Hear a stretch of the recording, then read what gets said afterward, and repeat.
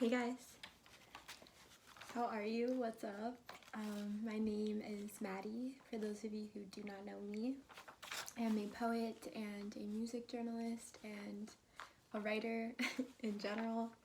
And yeah, I want to say thank you so much for tuning in and joining me in a corner of my bedroom to listen to me read some poems for you guys tonight. I'm super grateful and just really looking forward to connecting with you guys virtually. But yeah, I lit some candles for us to connect and set the mood, and yeah, we're just gonna get into some words. So yeah, I hope you are all staying safe and healthy, and I'm just sending you nothing but love and light your way. And I just want to say again, thank you for taking the time to listen to my words. It means the absolute world to me. And yeah, let's get right into it. This first piece I have is called A Life Spent Hungry. A life spent hungry. Deprivation, eating desire. A sacrifice like, if I want to eat in this life, I must first play with death. Look my hunger right in the eyes like my inevitable faith. Doomsday be every type of day now. I try to be every type of woman, forced to keep the beast of my desires on a leash like all the nightmares this country be feeding in the dark, like energy vampires trying to sell off all the lost blood is a dream. Losing the self the quickest way to losing the community, and oh how they want that. Us frothing at the mouth for any little piece of scraps we can get, and how dare you ask for the fine china and the golden spoon when you have a corner store that keeps getting robbed at gunpoint on the weekends, and a playground with a court without a hoop, a set without swings. The truth is harder to swallow than it is to chew. It's easier for others to chew the fat with ears and lips sealed tight, having people spending a life hungry and ravishing for the things out of reach. They say fasting bestows about a clarity one can never dare ingest without ever tasting hunger. Like all this sloshing and rumbling of the stomach wasn't for nothing.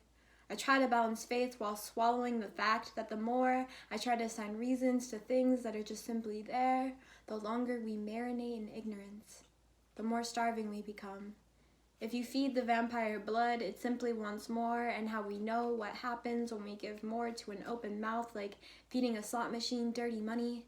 Power is always ravenous. It demands more of the same.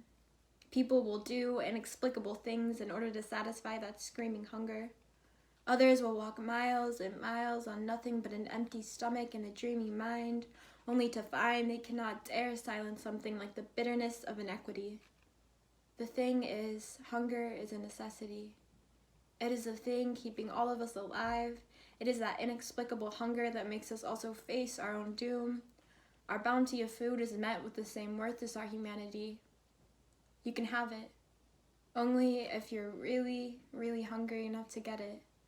The American Manifesto, chewing freedom and dangling it out on a fishhook, that's a sure way to make your stomach twisted in knots. Vomiting must have been created solely for the rich. A farmer on a full, plump stomach will stock a field of abundant crops only to look the hunger in the eyes of the workers who are bent over, forced to hold it in their palms and give it up, release it, hunting for a hunger each day as his pig belly and pink skin nurse privilege like a soiled, dried-up plant that white America would rather keep watering than let die.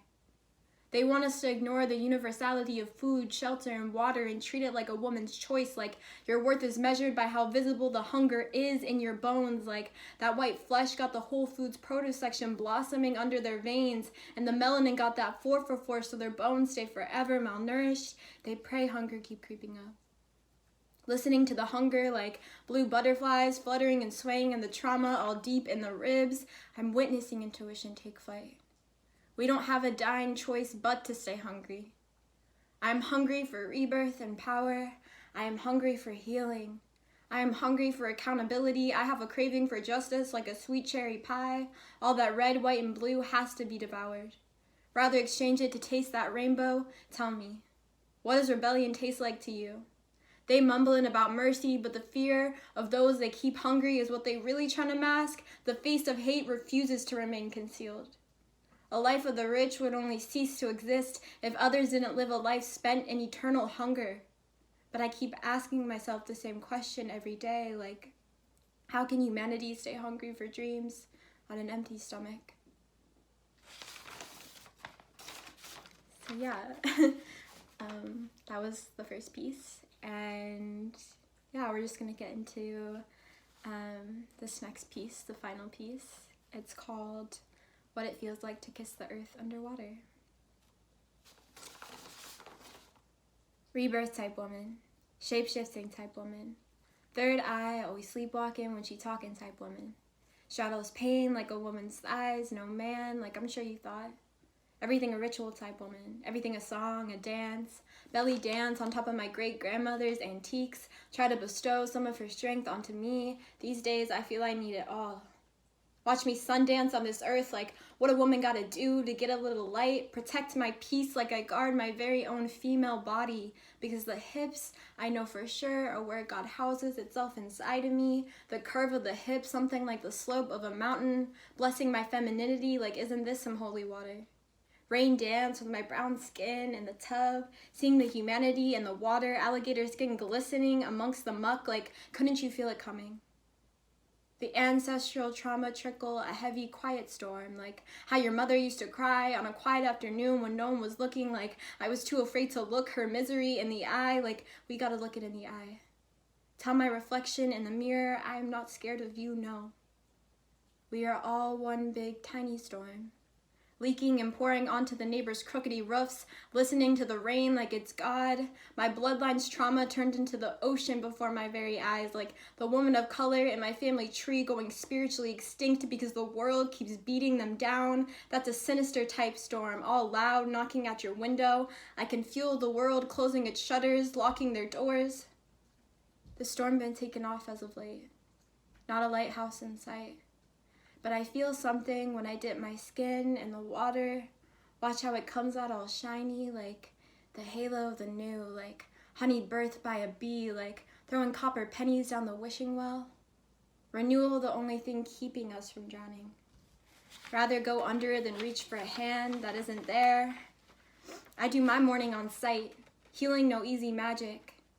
Won't hold no hands or belling from the dirt, especially when the world would rather push you in than help you silence the cries, and yet still, the woman rise. Yeah, so that is all I have for you guys.